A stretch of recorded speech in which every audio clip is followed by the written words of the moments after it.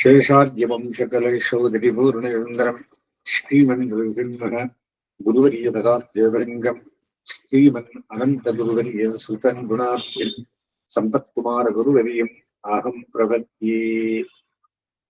श्रीशैलेत्यादिप्रणतोस्मिनित्यम् ஒருவெருத்த கொடிநீத்தலும் தாமஸ்படும் கொடுவிடத்து ஒருவெருத்தும் புக்குழுதுவே உயிரும் குரல்களுக்கு ஒருவருத்தும் புகுராமல் பொருகிற கோதரை திருவெருத்த தோரடிகத்திலே திருநாட்டகத்தே. இன்றைய தினம்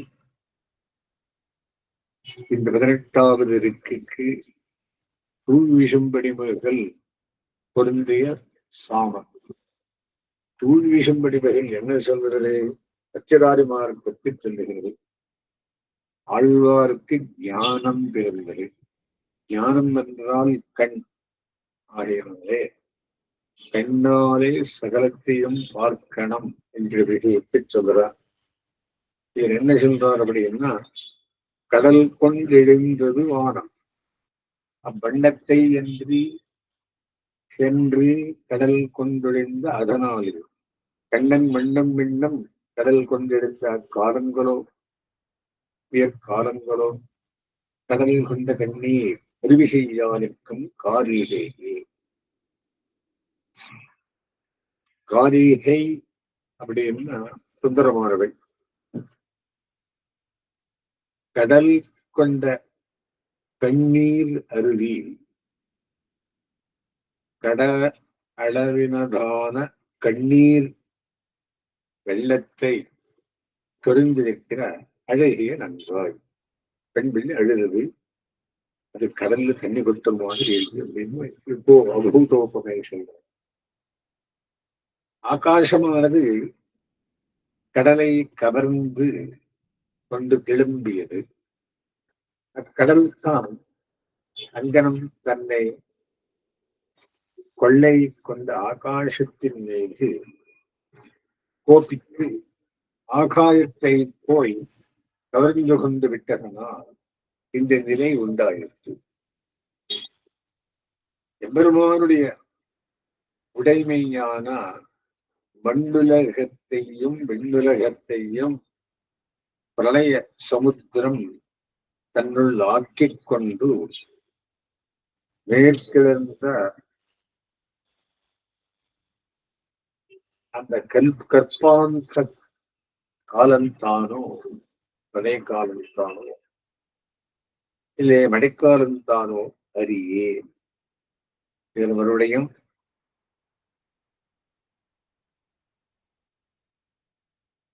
இப்பாட்டின் துறையில் பூர்வர்கள் அபிப்பிராயம் வேறுபண்டு 7ஆம் பாட்டை போல் இதனை கால மயக்கு துறை என்னலாம் என்பது பூர்வாச்சாரியர்கள் நியமனம்.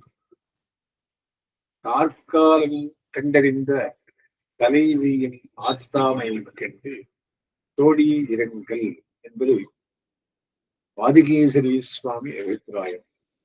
அதாவது கார்காலத்திலே மீண்டு வரவேன் என்று காலம் குறித்து பிரிந்து சென்ற நாயகன் அக்காலம் வந்தும் தான் வாராரதால் நாயக்கியானவள் காலத்தை நோக்கி ஆத்தாமையுள்ளார் தோடி இறகண்டு இறங்கி கூறியது என்றாம்.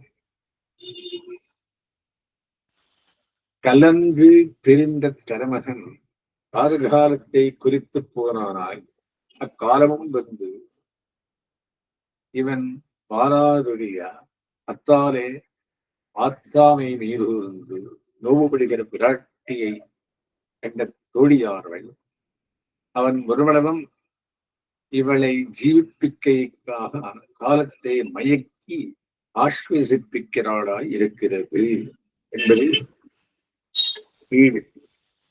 அழகிய மனவாளிகள் உரையில் இது காலமயக்கம் என்று மறுத்து கூறப்பட்டிருப்பதும் அது ஸ்வதந்திரப்படி என்று மறுக்கத்தக்கது.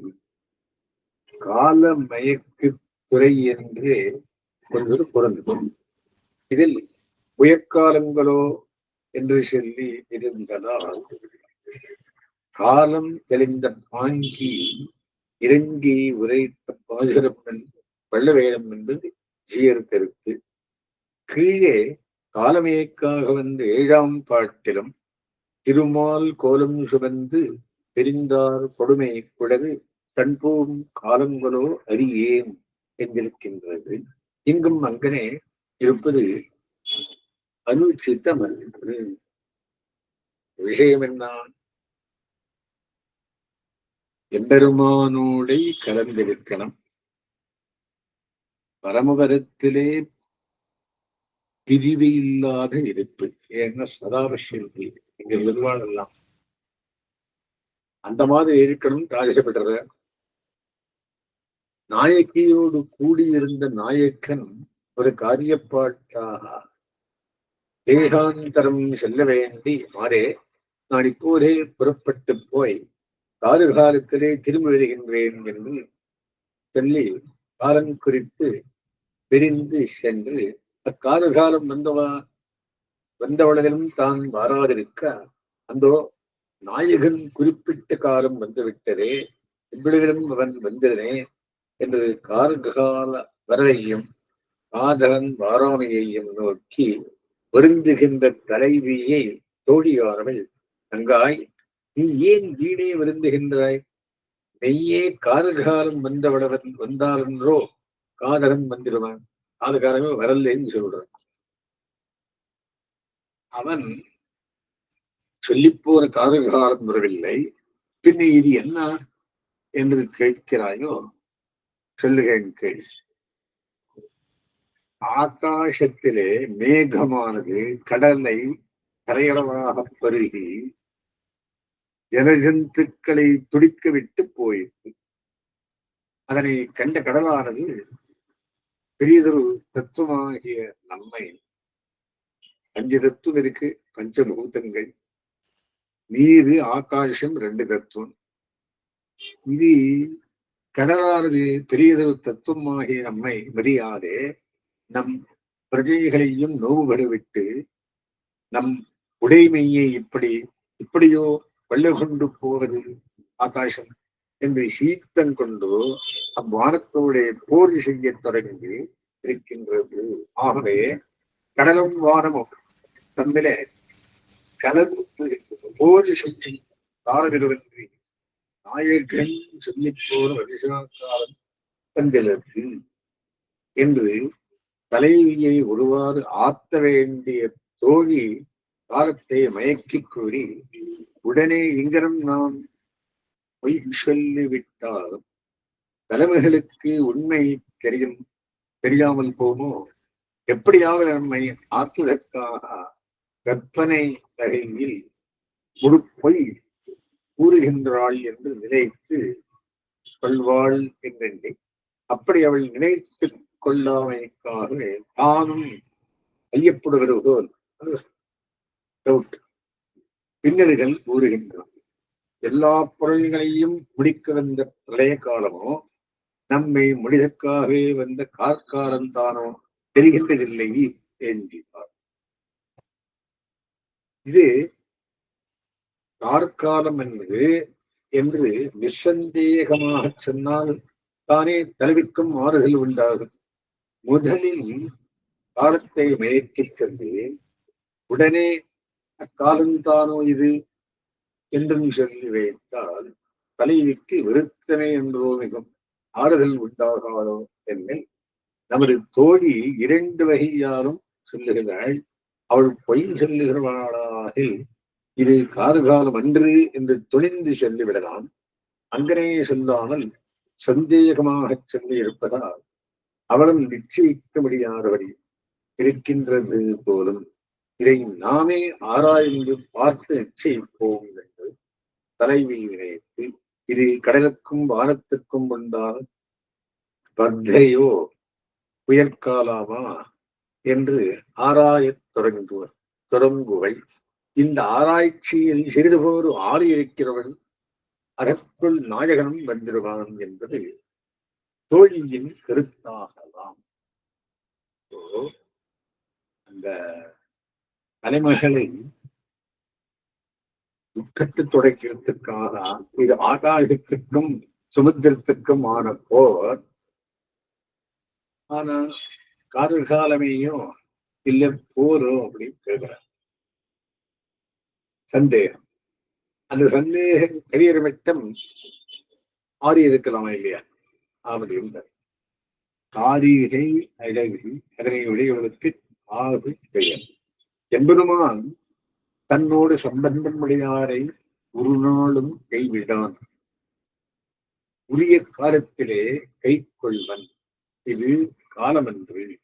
அவன் திருவிள்ளத்தில் கொண்டிருக்கும் காலம் பிராப்தமானதும் ஆறி இருக்க வேணும் என்று ஆழ்வாரை அன்பர் ஆற்றுகின்ற துண்டுரை பொருள்.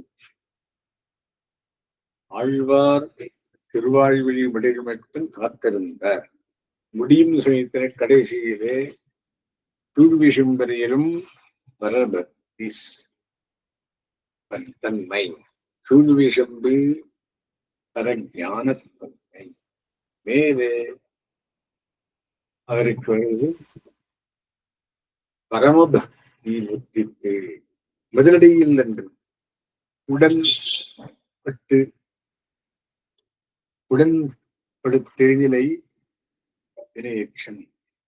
கோபம் கொண்டு என்பவர்கள் என்றதால் கோபித்தலாதல் அன்றைய வாணன் 1000 தோல் துணியா என்று விளக்கம் காணுங்களா.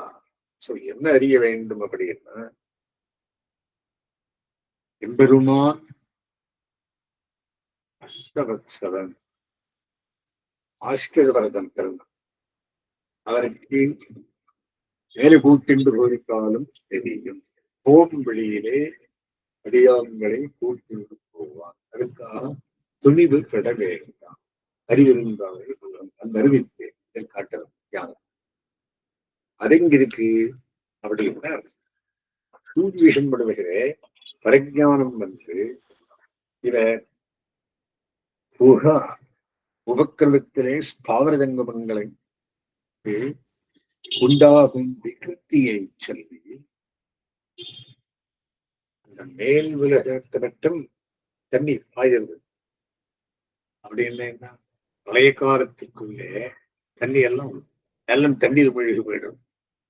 இந்த மாதிரி மேலுண்டான லோகங்களில் பண்ணின சத்காரங்கள் இங்கிருந்தும் போர் கேதனுக்கு சத்காரங்கள் நடந்து ஆதிவாசங்களில் உள்ளார் விசேஷ எதிரே வந்து சத்காரம் புஷ்ப விருஷ்டி பண்ணுவதும் தேவர்கள் தோப்பு சமைத்து வாத்தியாதி கோஷங்கள் பண்ணி கொண்டாடுதலும் வருண இந்திராதிகள் இவர்களுக்கு பண்ணும் சத்காரமும் தேவஸ்திரீகள் உகழ்ந்து ஆசீர்வசனம் பண்ணும் சத்காரமும் மருத்கணங்கள் வசுக்களும் தங்களுக்கு அப்பால் தொடர்ந்து சென்று ஸ்தோத்திரம் பண்ணுதலும் பிரகிருதி மண்டலத்துக்கு அம்பருகு பரமகரத்துக்கு பண்பு நித்தியசூரி எதிர்கொள்ளுதலும் நித்தியசூர்கள் பரமகரத்திலே ஒருவரே இதென்ன பாக்கியம் என்று விஸ்மயப்படுவதும் இவர்களை கொண்டாடுகிறதும் நித்தியசூர்கள் உடனே இருந்து இவர்கள்தான் மனதிசீதராவர்கள் என்பதும் இந்த மாதிரி மேலே போம்படியில் நடும் சத்காரத்தை பற்றி சொல்லி மார்க்க சிந்தனம் ஷேங்கு பரமபதம் அமர்ந்தலம் வைகுண்டம் பிண்டலகம் சத்கார விசேஷம் பரமபத பிராப்தி எதிர்கொள்ளுகை கட்டளை ஸ்வரூபரூபகணேஷ குணவிப பரஜான தசையை காண்பிக்கிறார் என்பதுதான் அதுக்கு பிரார்த்தனை. சரி, பாகவதர் திருவலைக்கு போய் வரவு கழித்திட்ட காலத்திலே வாராமையாலே ஆழ்வார் விஷண்டனாயிருக்க அவரை ஆஸ்வசிப்பிக்கும் எம்பெருமான் பாசுரம் பரம யோகிகளுக்கு இருக்க கடவுது. இந்த சூரிய விஷம்படிவர்கள் மார்க்க சிந்தனம் பரம யோகிகளுக்கு அந்திம காலத்துக்குள்ளே தானாகவே எம்பெருமான் காட்டுவான். ஆகையினாலே அறிய வேண்டும் விஷயமேது சூழ்விஷம்பளவும் பரபக்தி சூழ்விஷம்பிலே பரஜானம் முனியே நான் பரமபக்தி. ஆகையினாலே ஆழ்வாருக்கு விடை பறந்து அவர்களுக்கு தம்முடைய ஸ்வரூபரோகளை விபூத்திகளை கண்ணாலே கண்டார் போலே விஷதமாக பிரகாசிக்கும்படி பண்ணி கூறினான் எம்பெருமான். சமுத்திரத்தை தோற்பித்த நேர்த்திரங்களில் நின்றும் ஜலத்தை வெள்ளவிடம் பண்ணி ஆகாசம் சமுத்திரத்தை விழுங்கி மேலே கிளம்பித்து எந்த மாதிரி சூழ்விஷம் பணிவகை சூரியம் விளக்கின ஆழ்விப்படும் மனிதரை கையெழுத்து ஆடினான்.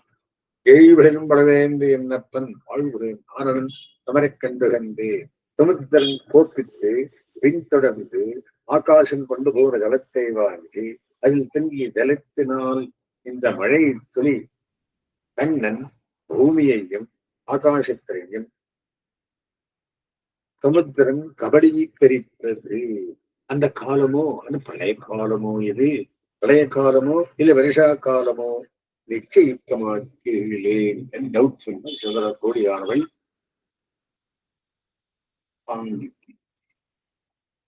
ஆகையினாலே தியானம் என்கிறபடியானது எம்பெருமான் உண்டு பண்ணினார் போலே இதனையும் ஆசிரசிப்பிக்கிறார்.